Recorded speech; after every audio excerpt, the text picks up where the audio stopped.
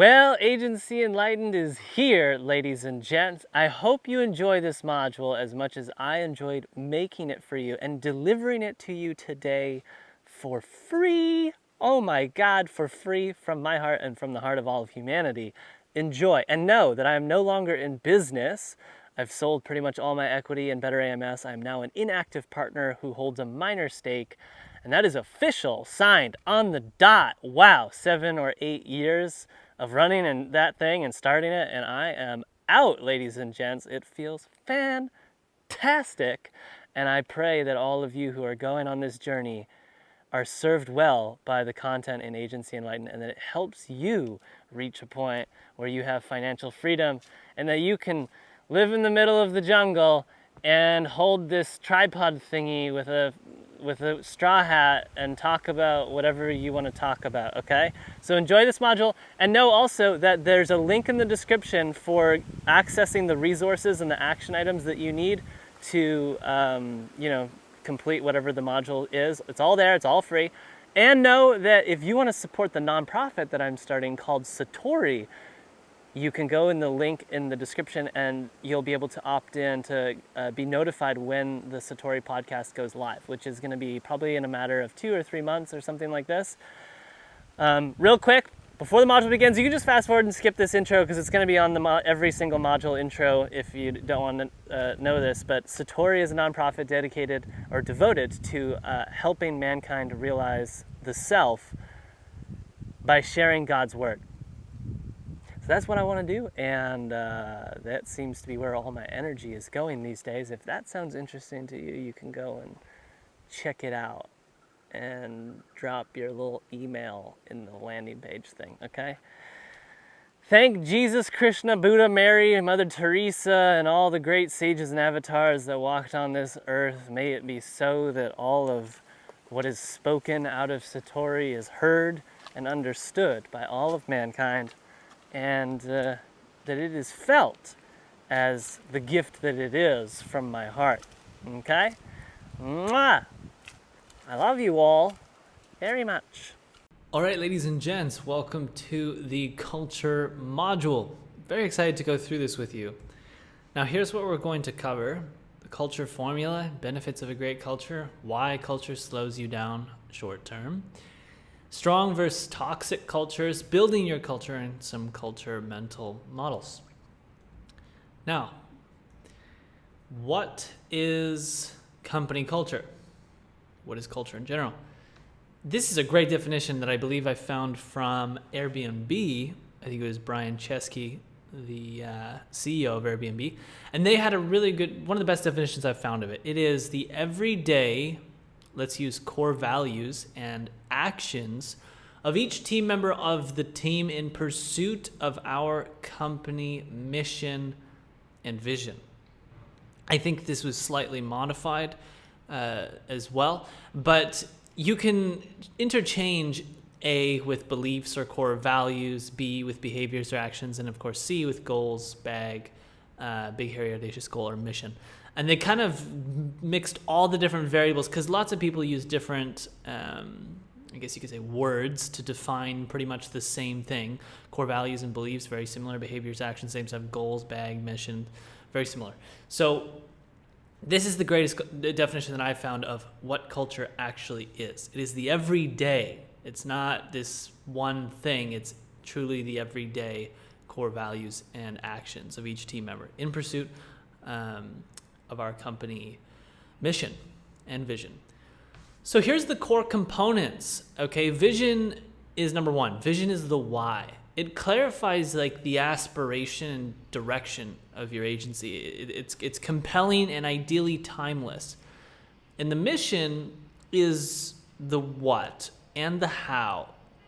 It defines kind of what your agency does, and ideally it includes tangible goals you strive to accomplish. It's the ultimate bird's eye view of your strategy for bringing your vision into reality.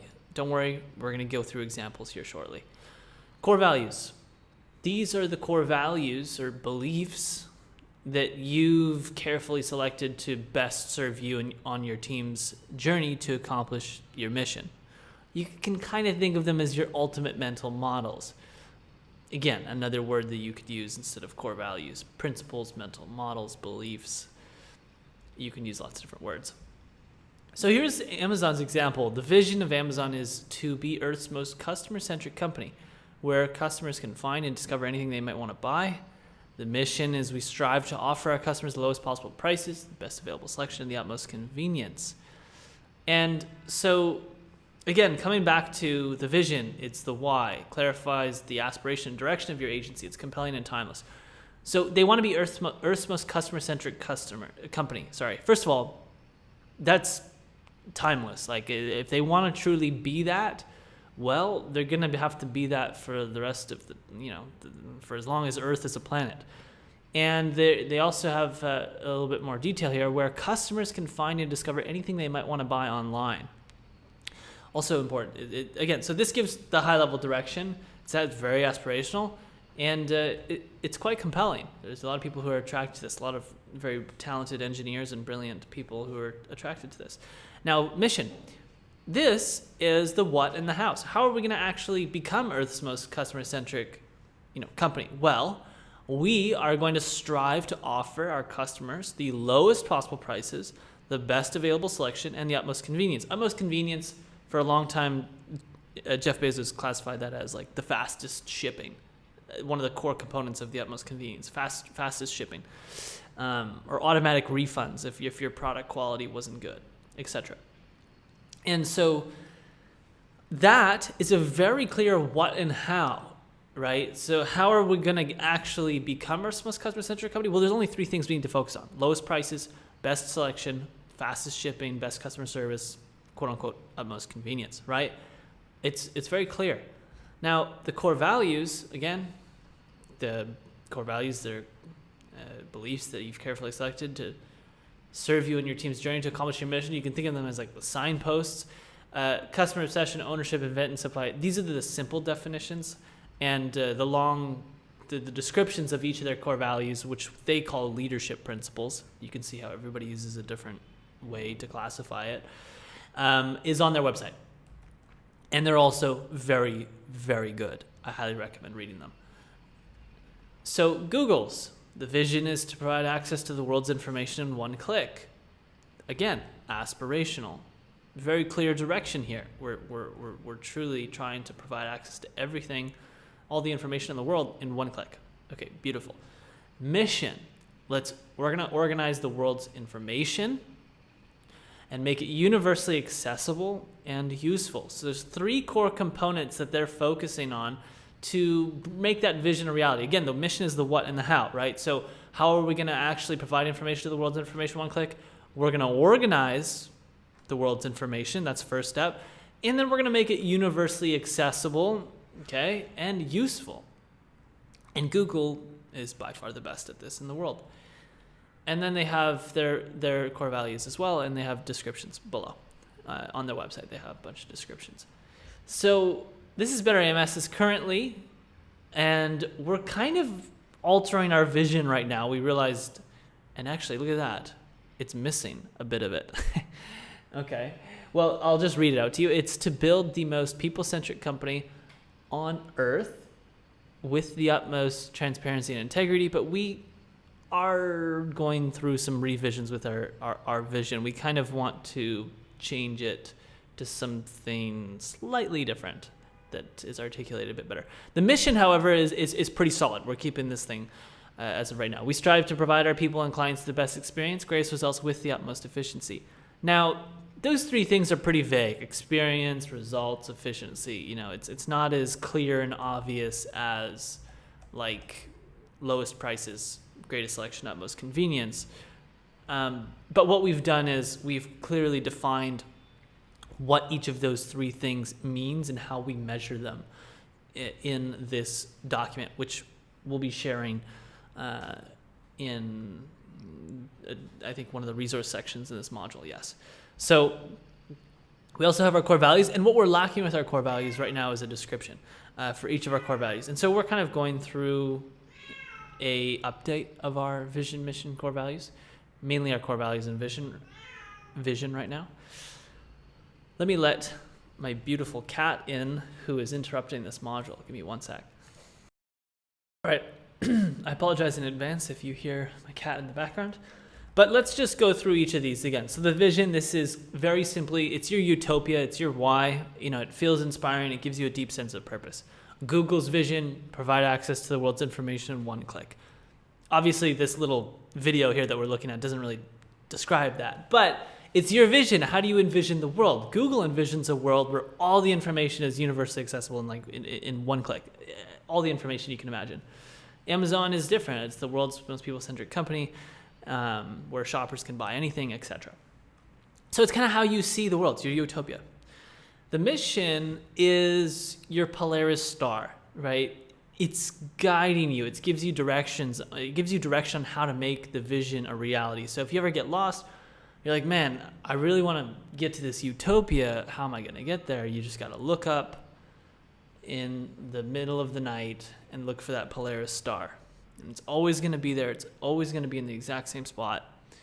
And that is your guiding light. You just need to keep walking towards that star, quote unquote. And the mission, it guides you there, right? Because it's got the what and the how. Now the core values, a lot of people see this in different ways. I like to see it as your team's DNA. It's kind of like what actually gives you the direction on how to best accomplish the mission. So there's a bit of a typo here, but the mission is very good. It's the what and the how for how we're going to get to the vision in a very high level. And it's kind of like you saw it with Amazon's. We're going to focus on lowest possible prices, greatest selection, and the best customer service, fastest shipping, etc. And that's great. But then you got to go a little bit like a dimension deeper and think, okay, well, how are we going to best do those three things that we said that we're going to focus on in the mission? We need to have some values that are going to keep us aligned. And that's what this is. It's literally the perfect DNA, and that's going to be best suited for pursuing that mission and that vision. And it's crafted by you. And we'll get more into this later. So these are the core components of the vision, the mission, the core values.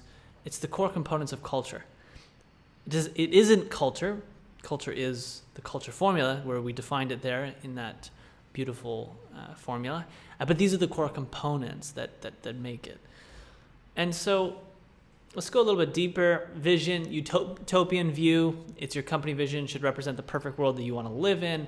It's inspiring. It should be extremely inspiring to you and everybody on your team, or anybody that's interested in joining your team. And the purpose, you should feel a deep sense of purpose, okay? It really gives meaning to your work. It's part of your why. Simple as that. And unique to you, this is your company, it's your agency. It should be unique to what you want to see in the world. Again, if you have a partner, if you have a leadership team, well, you might share that. It might be unique to you and your partner, or you and your partners, and you and your leadership team, etc. But it's unique to you and your partner, or the original founders of the company, are primarily the people who put this in place.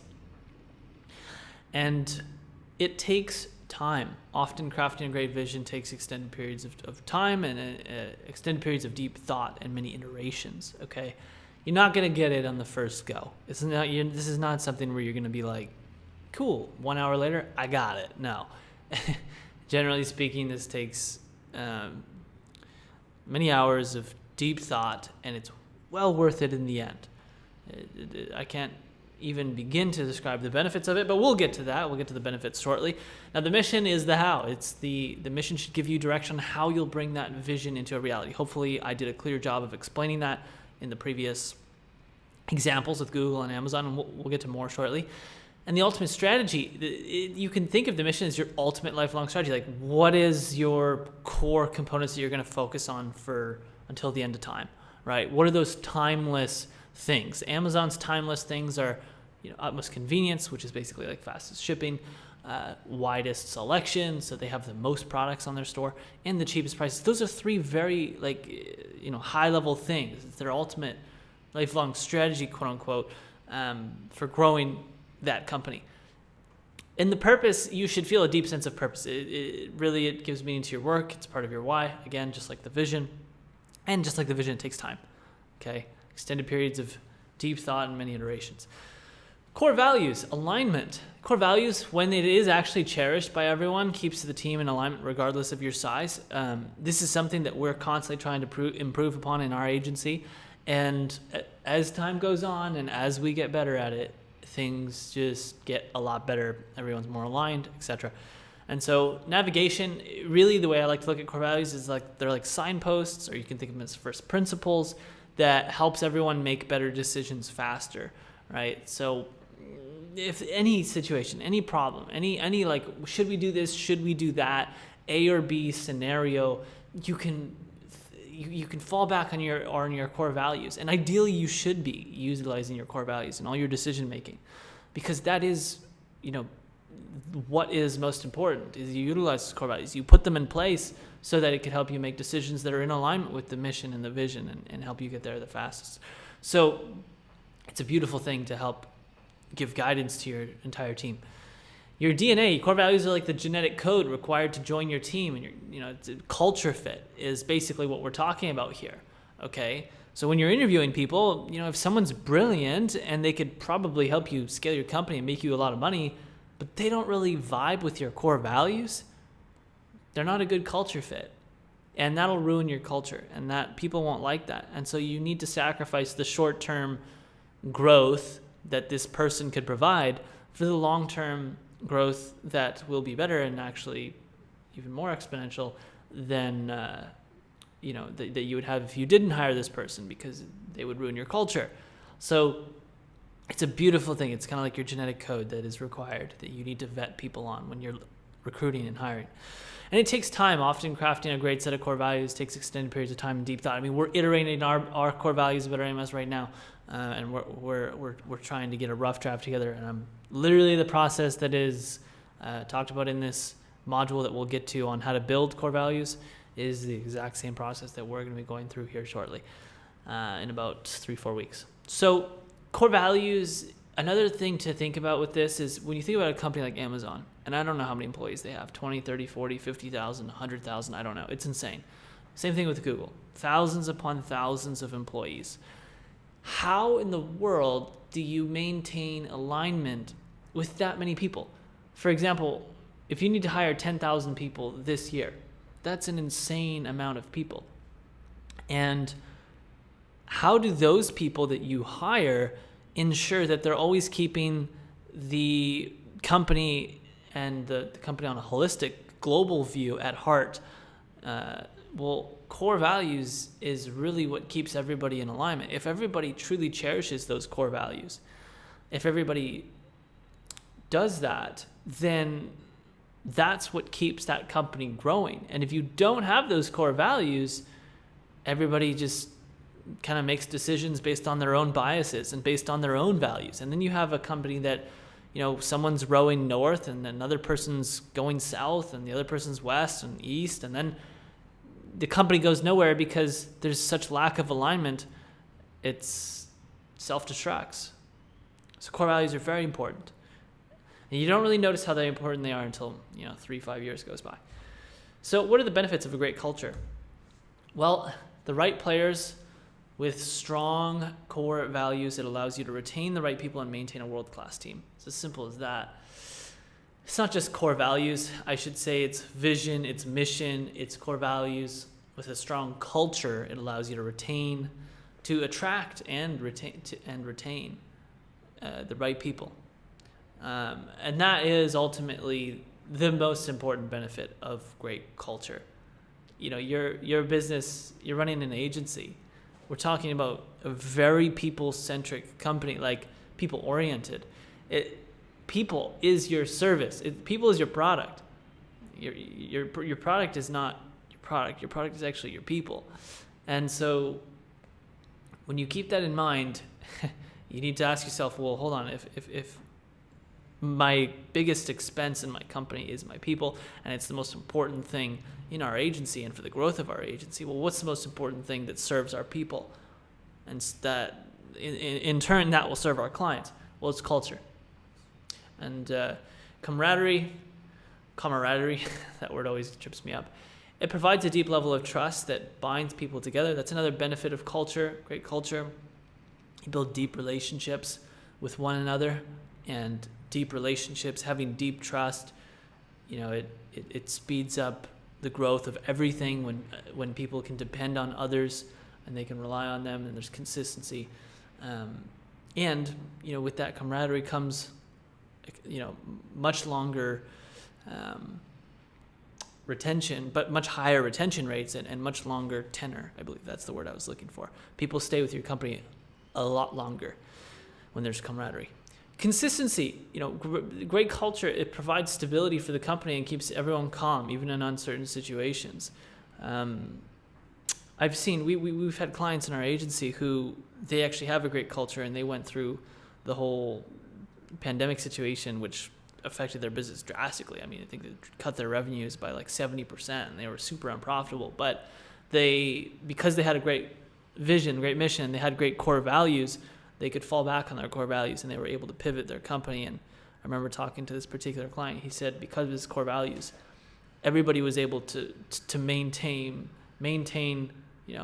their level-headedness, stay calm, and we pivoted very quickly, etc.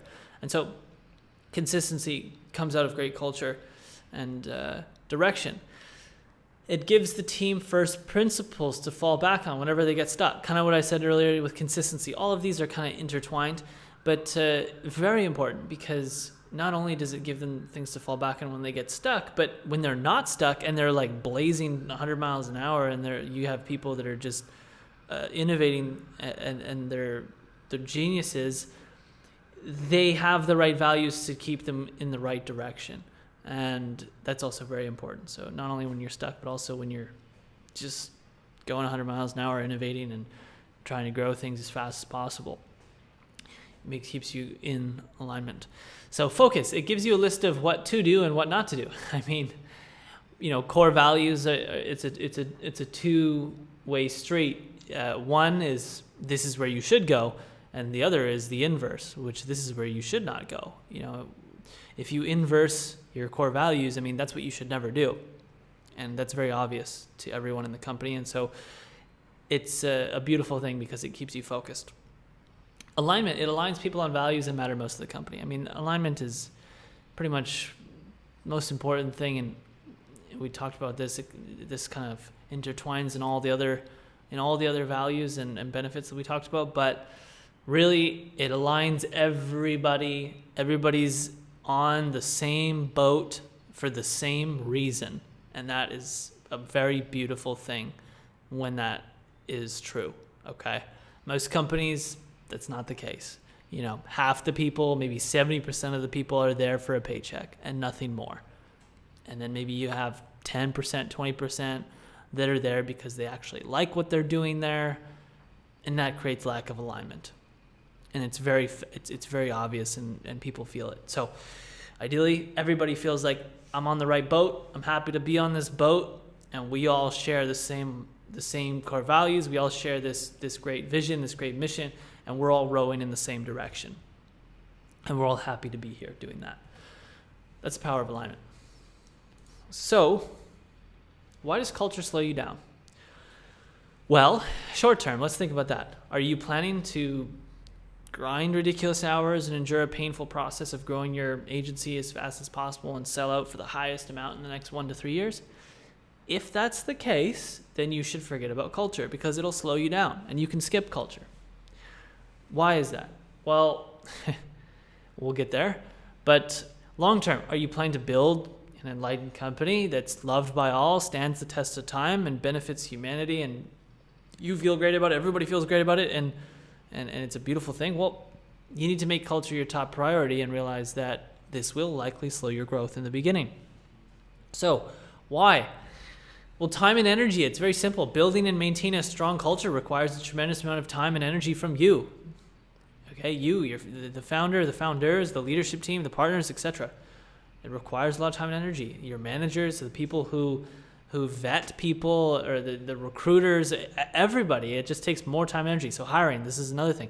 New hires is what affects culture the most. So you must be painfully picky about who you let on the team. vetting for culture fit is a must. It's an extra step. It takes more time and energy. And it means that you have to turn down sometimes great people that could probably help you grow your company very fast and make you a lot of money, but you're not willing to do it because they're not a culture fit. And so you need to sacrifice that for the short term. And not being able to hire quickly obviously will slow your growth tremendously. And that's one of the biggest issues in this business, is that we're very people-oriented agencies. And it's a blessing. It's also kind of a curse. It's a double-edged sword. It's a blessing if you take care of it and you are very diligent about who you let on the team. And that is only possible when you do things that we're going to talk about in this module, like defining your vision and your mission and your core values. Otherwise, you won't be able to vet people, and you'll just simply be looking for people who, for example, if you run like a PPC agency, you're going to be looking at people who are good at PPC, advertising, pay-per-click ads. We run an Amazon advertising agency. That's our core service. And in the beginning, when I had no culture, when I had no vision, when I had no mission, I was just hiring people that I thought, could learn Amazon advertising, or they already had a lot of experience in Amazon advertising. And that was a terrible thing because there was no culture, there was no vision, there was no mission. So who did we attract? Well, we attracted people that, generally speaking, weren't a good fit. And that's not always the case. Our first hire was bad. We fired them almost immediately after 2 weeks. Our second hire was extremely lucky. That person ended up becoming my partner now, Destiny. And we were very lucky to have hired someone that developed into just an amazing person who's now a partner of mine in the agency. And so I was very lucky, and you don't want to have to rely on luck.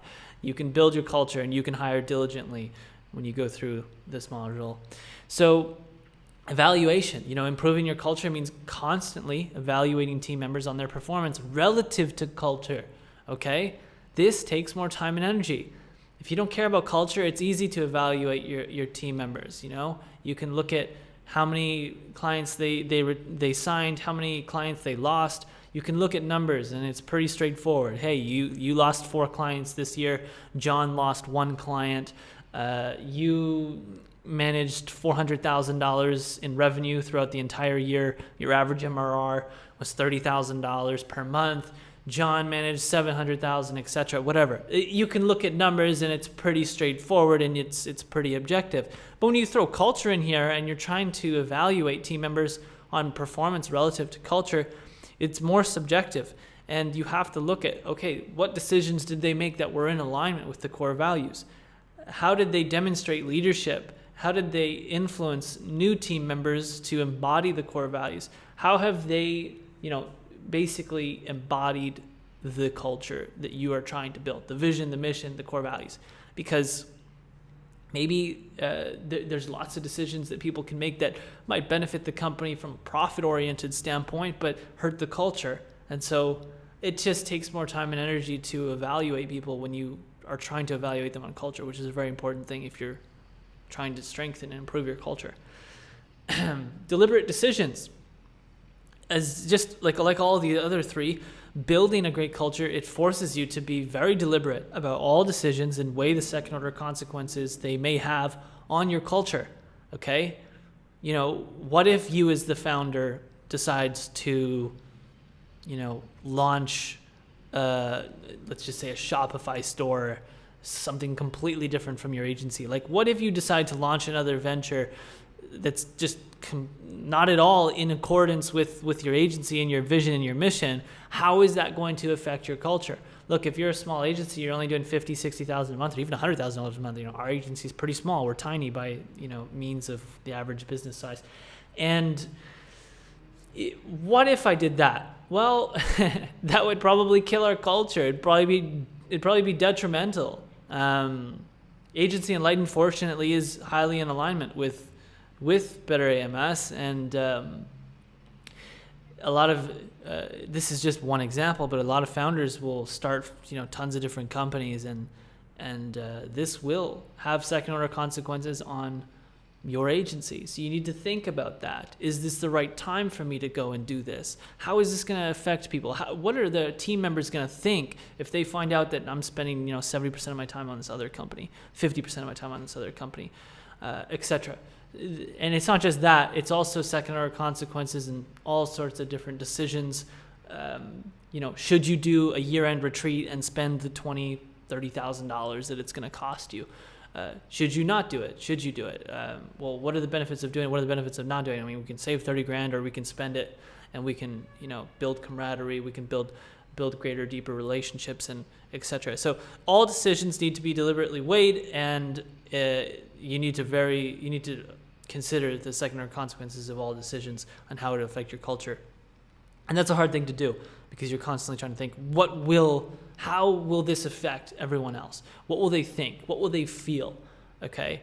And it just takes more time and energy. It comes back to time and energy.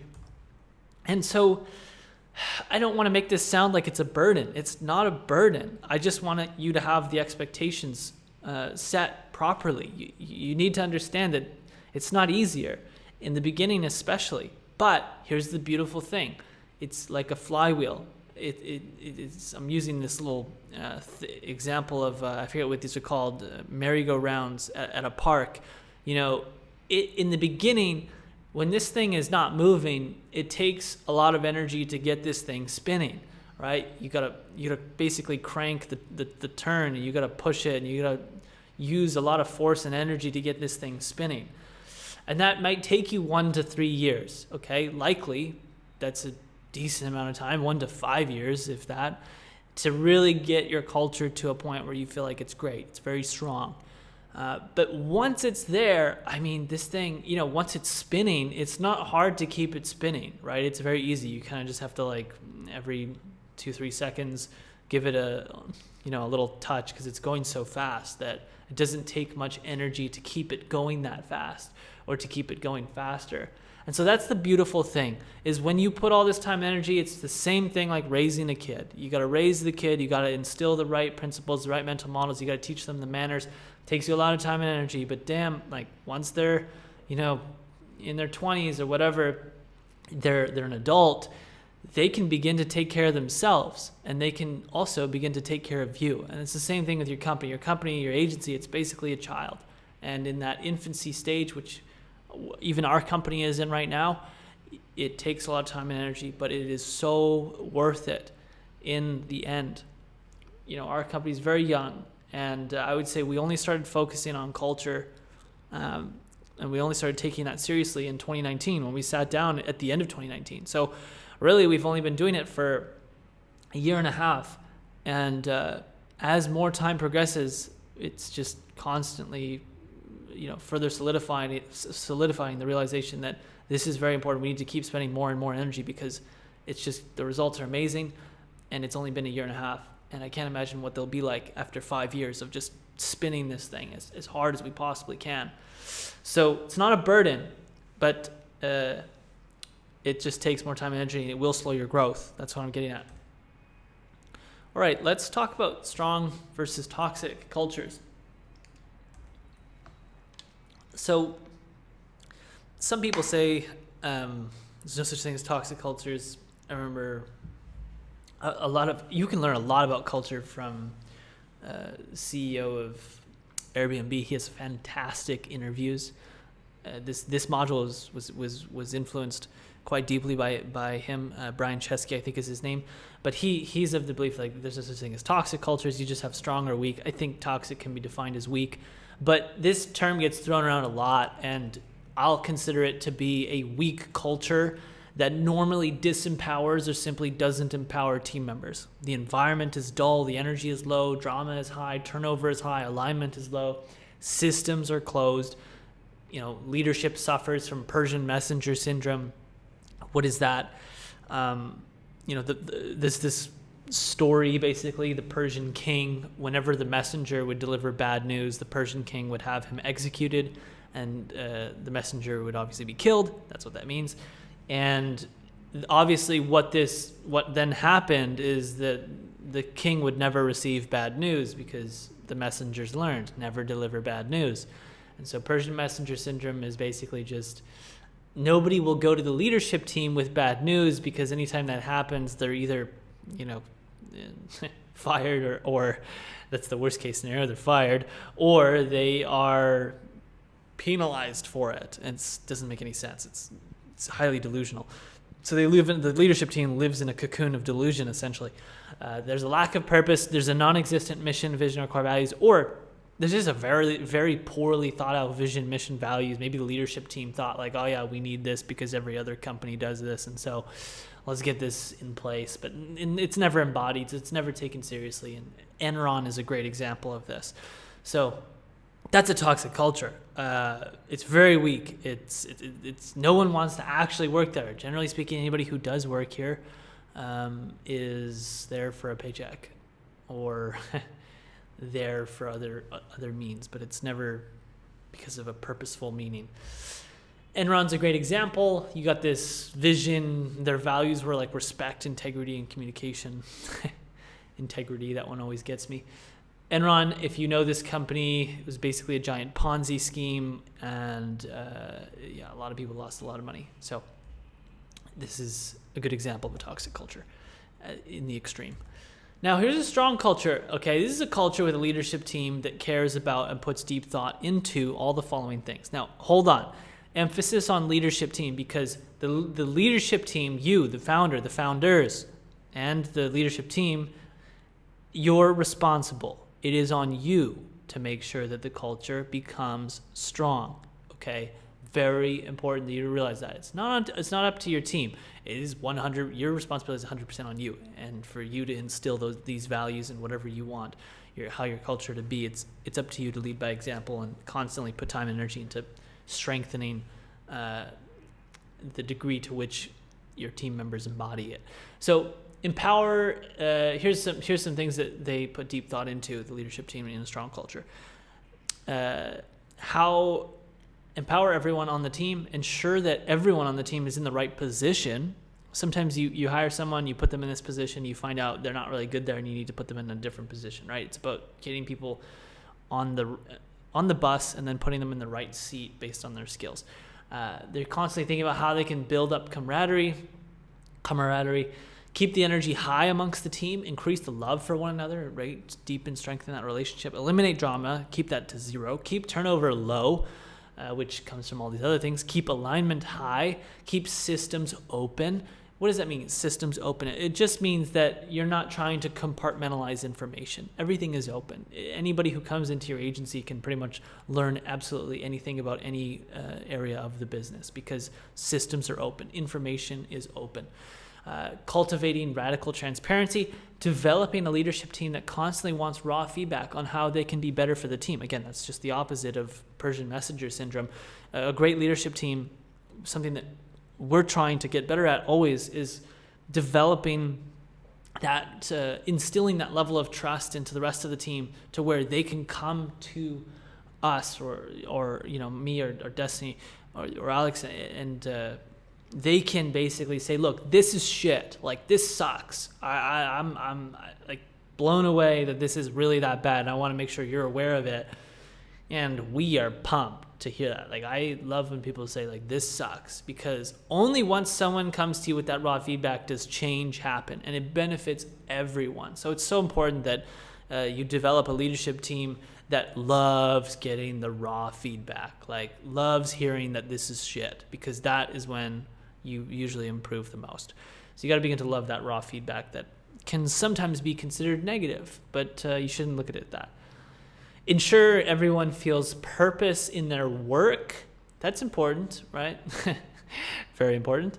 Always lead by example and champion the mission, vision, and core values. So those are all very important things that your leadership team would care very deeply about in a strong culture. And this is an example. Look, I don't want to brag here.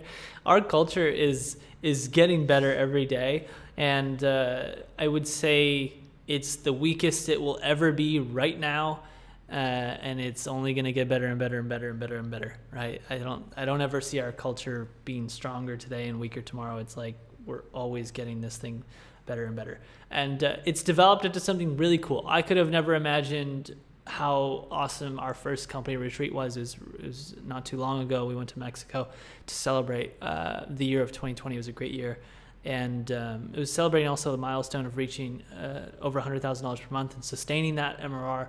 It's just beautiful. We had a lot of fun, and it was really cool to meet everybody, and I can't even begin to describe how amazing it is because it's just the connection, the love that you feel. It is somewhat to die for, I guess you could say.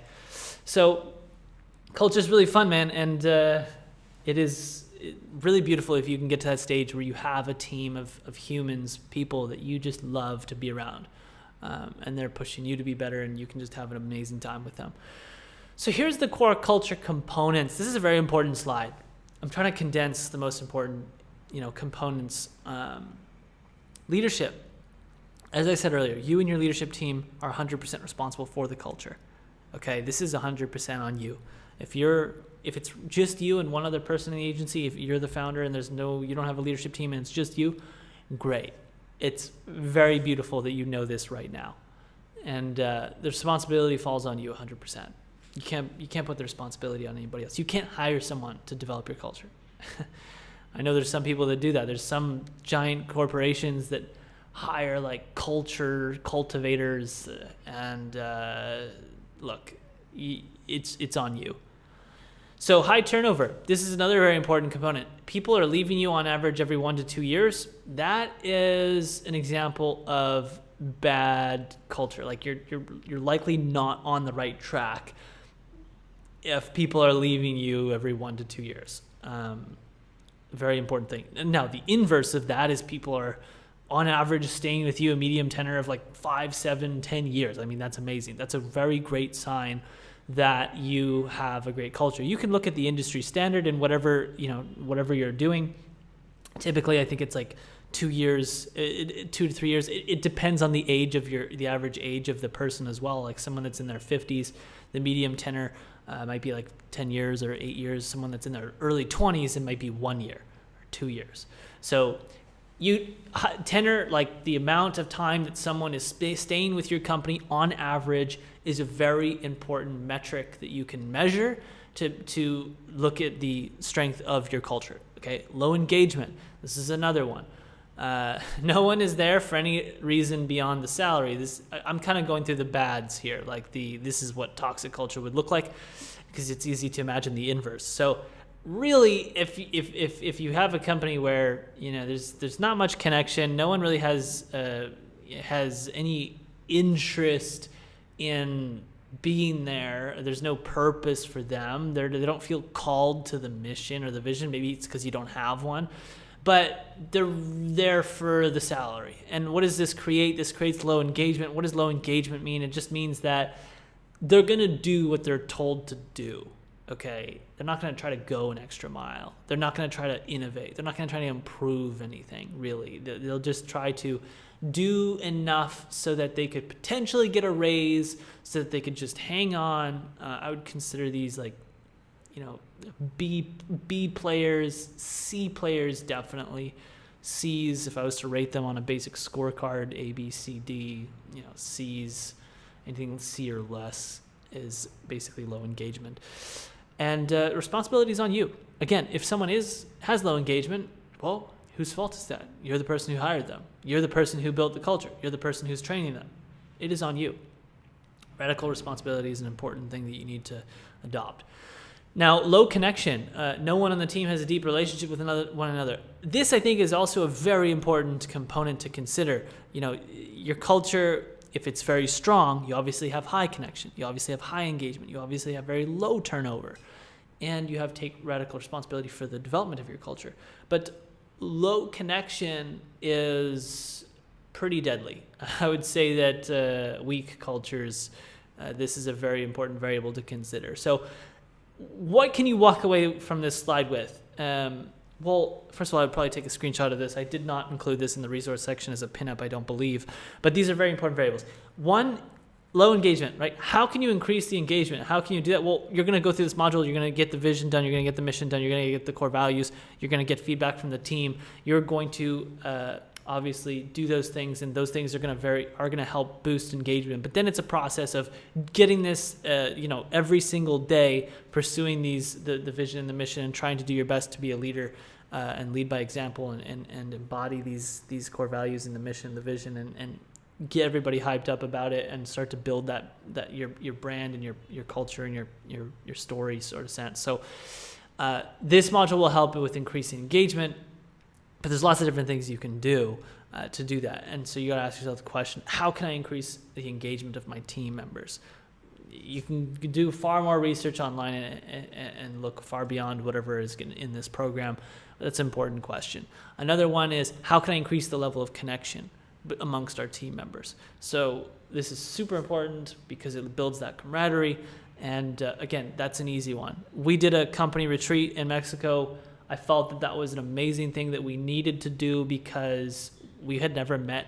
All of our team had never met each other in person. Like, this was the first time we had all met each other. This is our onshore team, by the way. This did not include our team, our developers, and our team in the Philippines.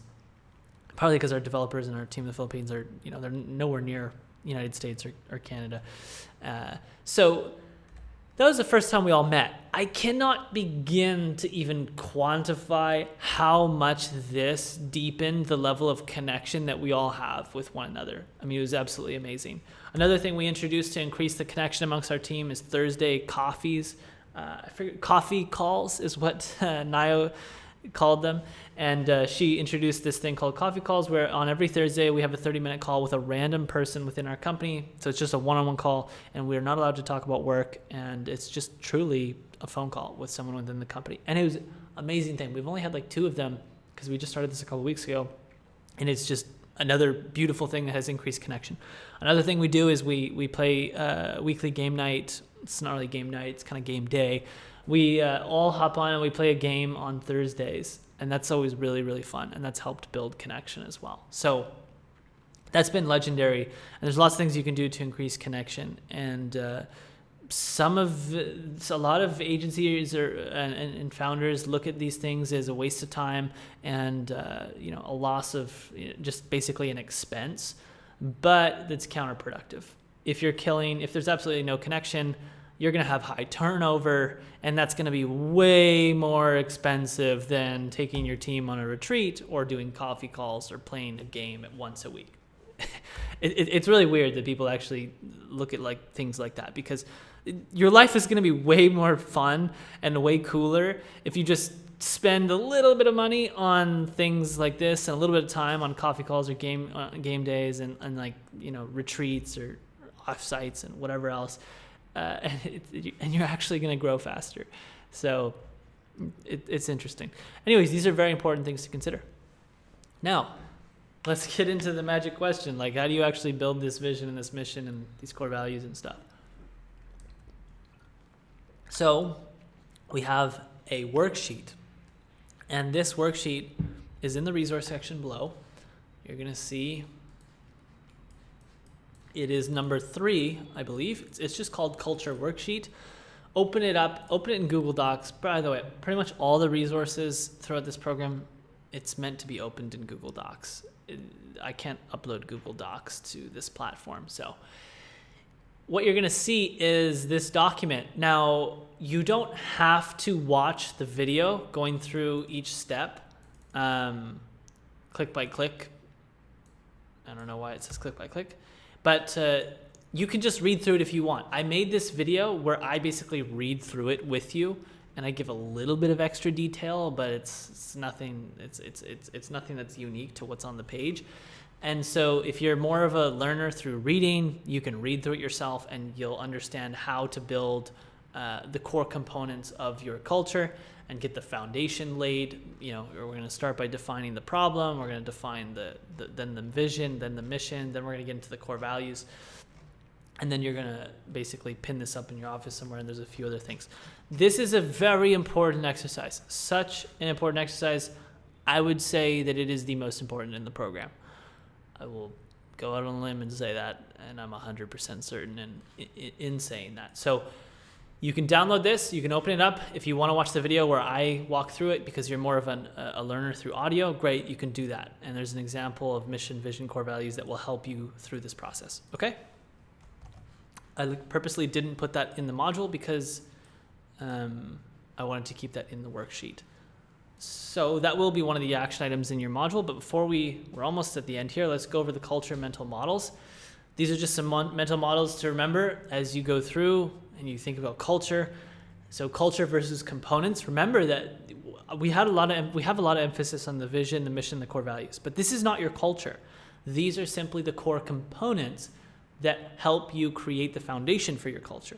And your culture is actually what we define in the culture formula, which, as we know, is the everyday. It's not like having a pool table or a ping pong table or anything in your office or playing games or benefits. It's not that thing. It's the everyday core values and actions of each team member of the team in pursuit of your company mission and vision. So every day it's happening and it's being worked on.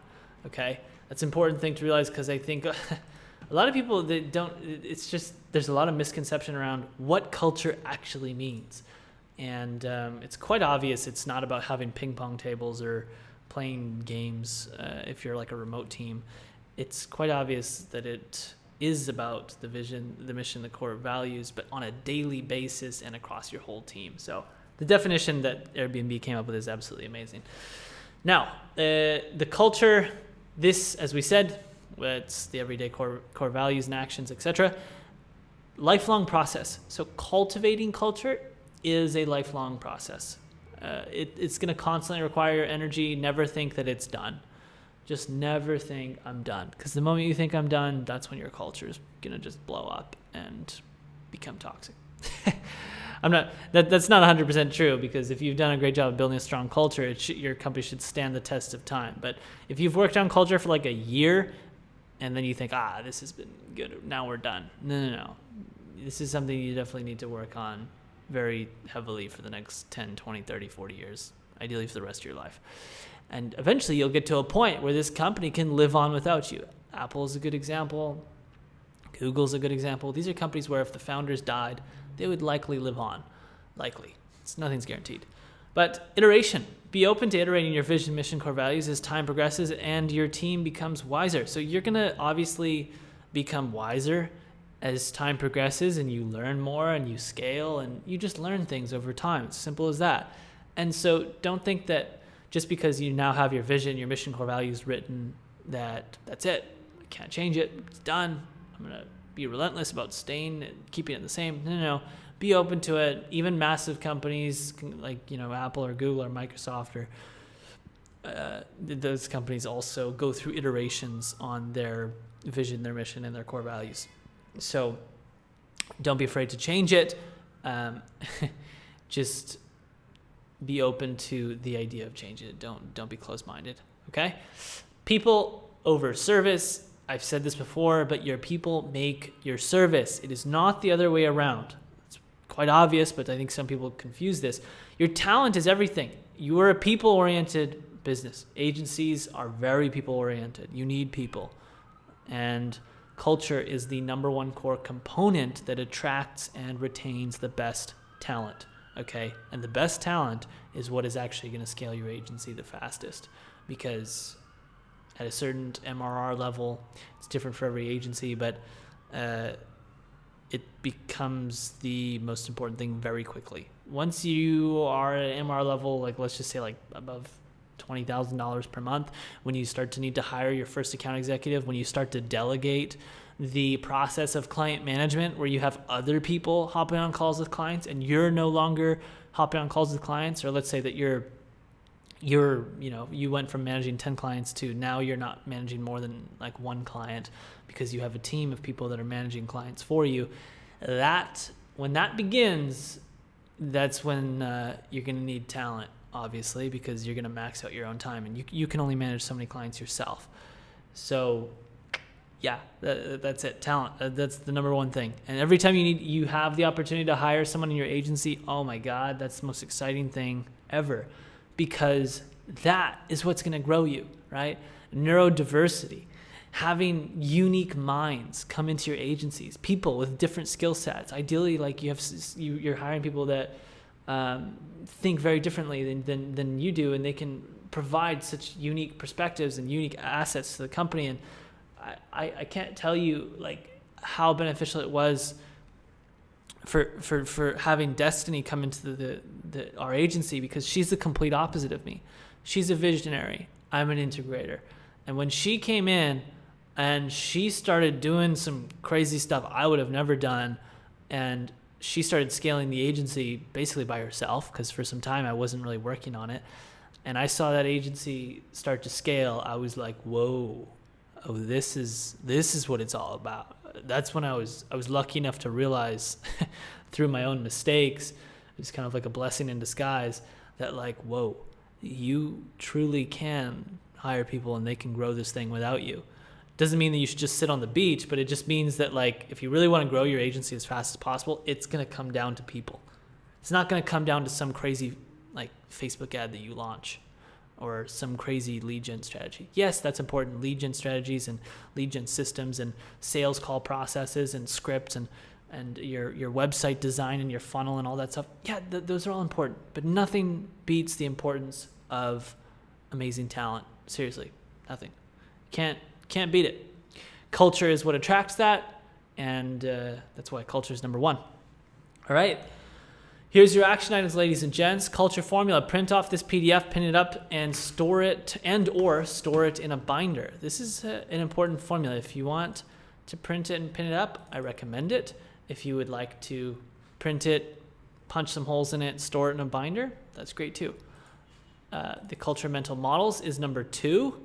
Oh, so we do have this. This is another good thing to just print, pin it up, or punch some holes in it, store it in a binder, bookmark it, have it somewhere nicely organized where you can just flip through it if you ever need to come back to it as a resource.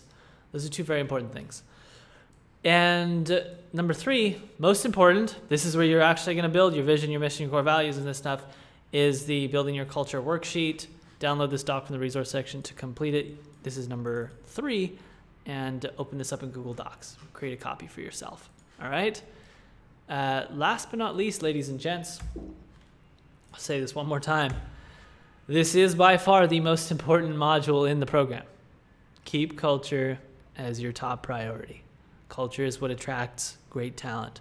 Great talent is the number 1 driver of growth in your agency. When you have great talent and they're united by an amazing vision, mission, and core values. So thank you for watching this module, ladies and gentlemen. If you have any questions, of course, come on one of the live coaching calls or post in the group. Either one works. Much love. I'll see you in the next video. Ciao.